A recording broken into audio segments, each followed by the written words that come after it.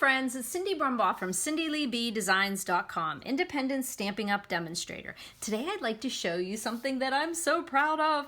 Of course, I've seen this all over Pinterest for years. The home frame, you've seen big samplers on 12 by 12 or 8 by 8. This is done in a 5 by 7 frame, and I've been wanting to do it forever and finally got a kick in the butt whenever my friend Wanda Phillips and Debbie LaFontaine did a class with their stamping girls, and so it made me leave that meeting and go get some frames and get to work on it. So as I said, there's so many of these all over Pinterest.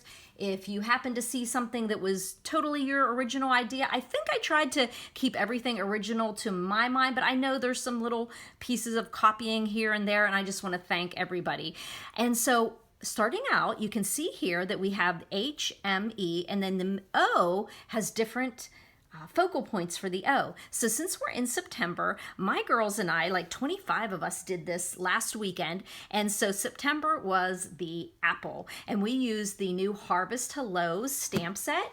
And we used the Apple Builder Punch. So this was adorable here for the apple. And then the punch there, okay?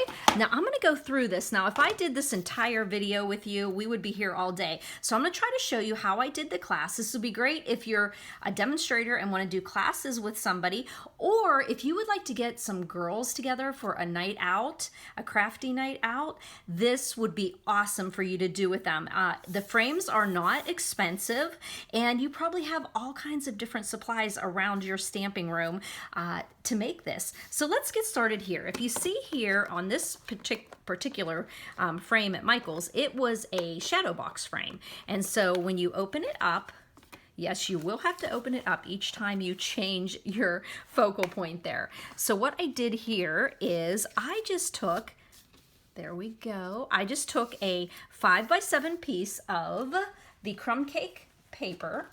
And what I did for each of my girls is I made a little kit. So this kit had the crumb cake already pine wood plank embossed, and all I did was take my 5 by 7 and I threw it into my pine wood planks, ran it through. It's just a little bit too big, and then I just did the other part that wasn't embossed when I did it the whole way. And you've got a great textural background that's a neutral for all the different focal points we're going to put for that O. Now, to get this, all these focal points on here, what you're going to do is get some Velcro dots. Okay, so these are, I think, these were almost an inch. I think they were 3/4 of an inch. And of course they came in this big roll here, and I was thinking, oh my gosh, how am I gonna do this? Well, what I did, and you could do as well if you're making more than one of these, is that each one of your Velcro dots are gonna have the sticky, what is it, the loop side and the sticky side. So you've got like the softer side and then the more sticky side. So when you cut this, we're making 13 ovals. So look here, all of these match here, okay? So if you give one group the fastener side and the other one, wait, the hook and loop. So this is hook, this is loop, I'm not sure. So when you do that, you cut 13, and this one would have been here, this one would have been here, and the one that's different than the others is gonna be the one that's put into the middle of your oval there, okay? So do you get that? So if you're gonna buy the Velcro dots, just use the opposite ones. So these were 13 of the scratchier side, and then these are the softer 13, and then this 14th one I put over here, and the 14th one that was on the soft side I put over here, and that's the one that's gonna go into the middle, okay? So let me put that back in our little pouch so that I don't get everything mixed up for my next class. Okay, so what I did here is I put down that one that was the soft one that was here. And what you have to do is be very careful here because they're Velcro, and you know how tough Velcro is, okay? So you'll see that what I did first is I stuck the one that was different right in the middle, okay? And so I wanted to make sure that I was going to have them all in the right place. So what I did was I took the next one, which is the one that would fasten, and I put it right directly onto that middle one, okay? Then I knew that it would fit on. Now, since we already did September, let's just go to, well, and I already did January. So what I did was see, like it wasn't exactly in the middle, but when I put it on here, it did, okay? So what I want to show you here, let's just step back here a second. I know this is a little confusing here, but okay. So for January, I thought snowflakes, and I used the seasonal layers.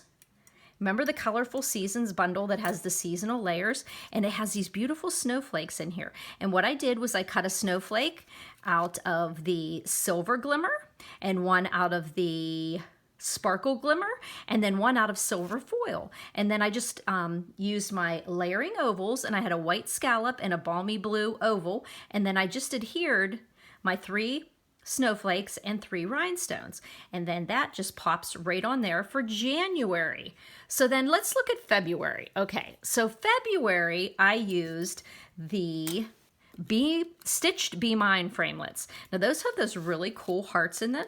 And I took one heart and I just put it on a piece of white. And whenever these cut, remember the inside falls out. So when I cut my white one, I ended up with a white heart and a white scallop. And then I did the pink and I ended up with a pink scallop and a pink inside. And when I cut the pink, I put it in there like that.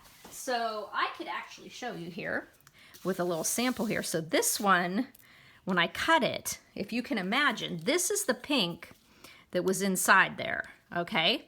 So you see that pink falls out. So when I ran this through the Big Shot, I ended up getting this pink heart, and then this pink is just a throwaway pink. But imagine this on white, and then you will save the white scallop for another project, but take the white that fell off, and then you just tape it on the back with Scotch tape. It's a little tricky, but you've got then your heart done for February. Now, this is where I'm going to show you how to get it perfectly on the middle there. So remember, we have the one piece that's always going to stay on there. So what we do is we take this heart, we have put our sticky from here, and then I see a little piece of tape showing through there. So I'm going to just trim it just ever so slightly, just so it still stays together.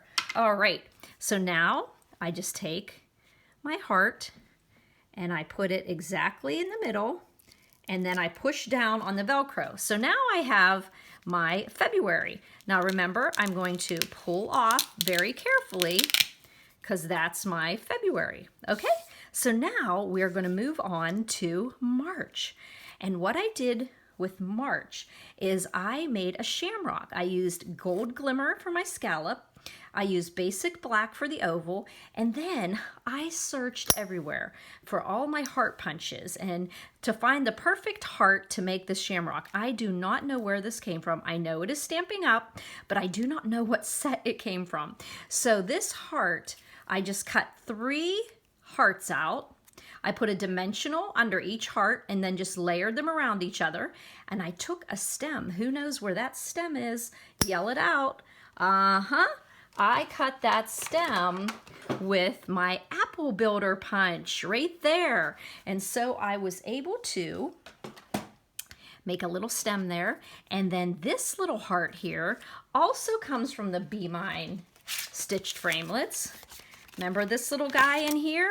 This one has a bunch of hearts. If you run through your gold glimmer, I was able to have everybody's hearts cut out at one time for class. So I used that Be Mine again after March, okay, or after February. So we've got January snowflakes, we've got the heart for February.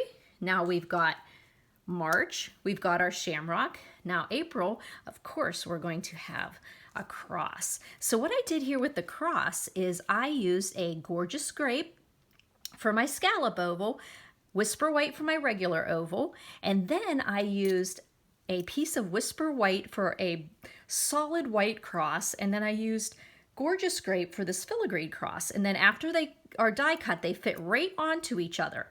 They fit right onto each other, and you have some white peeking through, and then I used our nifty sprig punch. The sprig punch, and I cut out Call Me Clover. I thought that bright Call Me Clover looked really pretty with the gorgeous grape. And I just glued it on to the back of my cross, and then I just popped dimensionals under the cross. And then I had January, February, March, April. So May I thought would be great for flowers. So even though it's April showers bring May flowers, wait, yeah, January, February, March, April, May. Oh, yeah, I did have that right. So you, of course, can recognize I used our medium daisy and our daisy punch. So I used the daisy lane. I love this daisy lane. I love the striations in the flower there. And so I just stamped it in pumpkin pie on Daffodil Delight, and then I used one of our faceted gems there. I do believe that gem is actually, excuse me, I actually think it's the silver one, but it's looking a little on the gold side because of the yellow, but I do believe I put silver because I was saving the gold for class. But you're going to put a faceted gem on there and use your leaf punch. Where's that little leaf punch? He's right here. So you've got your leaf punch. Punch out 2 leaves in garden green, and then we're going to take our next piece of Velcro dot, put it onto the place in the middle there, and you're going to put your flower. Whichever way, you might want to put it right there, whichever way you want to have it on your home. Right there, you've got your May. And then, like I said, very carefully pull that off of the middle, and you've got May. June. June reminds me of summertime. So summertime is relaxing in that Adirondack chair. So I love this. I've seen this on I don't know how many of these home frames. So I'm sure that at least 10 people I've seen this on. But I went ahead with bright summer colors, and I also used the seasonal frames die set. The seasonal frames I used a lot in this. Is a great one. So Daffodil Delight flower, the red chair, some balmy blue again, and we're going to pop this onto the middle here. So now we have June. So we've got June there, and we're going to remove it very carefully. We've got June. Let's move them over here. January, February, March, April, May, June. Okay, so July, you know what July is going to be. July is 4th of July. So there we go. We used our new dies that are in our Christmas catalog, those Stitch Stars dies. Oh my goodness, there are so many dies in this set. Look at these. Oh my gosh. I just don't even know what to do with myself here. So they are gorgeous. So I used a Night of Navy, a real red, and some gold or silver foil in there. So once again, I just put my Velcro on there, and I'm gonna pop that oval in the middle, 4th of July. Now, you know, we could also do that for Memorial Day too. So we're gonna pull that off very carefully. We're gonna put that there for July. Now, August, we're still into summer, and I know that this one, I had to have just cased it. I saw somebody did summer with the boats. So I just took the Lily Pad Lake, and I just took Pool Party, and I used that as my oval, and I just stamped some of the water on there, and then I stamped in Memento Black the little sailboats, and I die cut them with the lakeside framelits that we have. And when I did that, I then colored them in with Pool Party and Real Red and Crumb Cake blends. So there we go. We've got August, just the end of summer. But isn't that great? And this is just a 1/2-inch circle punch to make a little sun there. Okay, now very carefully removing that from there. And then we're going to pop on our next Velcro dot, and we're going August to September. And I said we already started out with September. We've got our apple for school. September, October. October, I was thinking leaves, but I was also thinking Halloween. So I made one of each. So we're gonna put, for October, some autumn leaves. Once again, seasonal layers framelits. And then I just happen to use the copper foil, gold foil, and then I use Cajun Craze for the big leaf. And where are those dies? I had them over here. Oh yes, I love these dies. So you've got the 3 dies in the seasonal layers. And then I just put crushed curry and garden green on there to keep with the fall theme. So we've got our, I'm going to put that right there, and that is our fall October. But we also want to do a little Halloween. So of course I got my cat punch out and some gorgeous grape and pumpkin pie and that 1/2-inch circle again. And I just went ahead and put that one on there. And that actually makes, and of course you can make an O, like if it's a birthday month for you or a family member, you could make birthday cake on there with the birthday cake punch that we have. Oh my gosh, that would be so great. But we didn't do that. So we've got October with the cat for Halloween, and then November, of course. I love November because that's when I get my pumpkin pie. So I put give thanks on here just so that we knew it was for November. And then you'll just put another Velcro dot right in the middle of there. And I'm sure you guys are thinking of a ton of different dies and stamps and oh my gosh, so many things could be done with this home frame. So there was October and November for the pumpkin. December, what do you think December is going to be? Of course, it's going to be, where is it? Where did it go?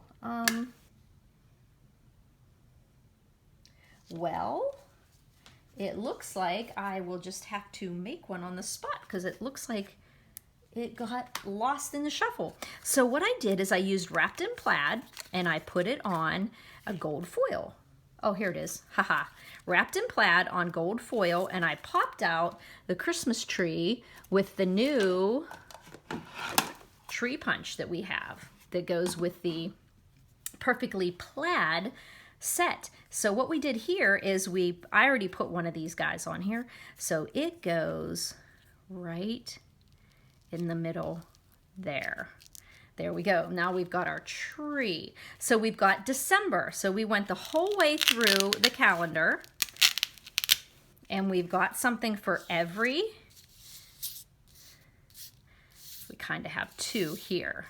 So we there have home, and all we're going to do is change out each of the ovals during each month. Snowflakes, heart, shamrock, cross, flowers, the Adirondack summer chair, the 4th of July, the sailboats for August, the September apple, the leaves or the cat for October, our pumpkin for November, and our Christmas tree for Christmas in December. Now, you'll notice that since all of these have a little bit of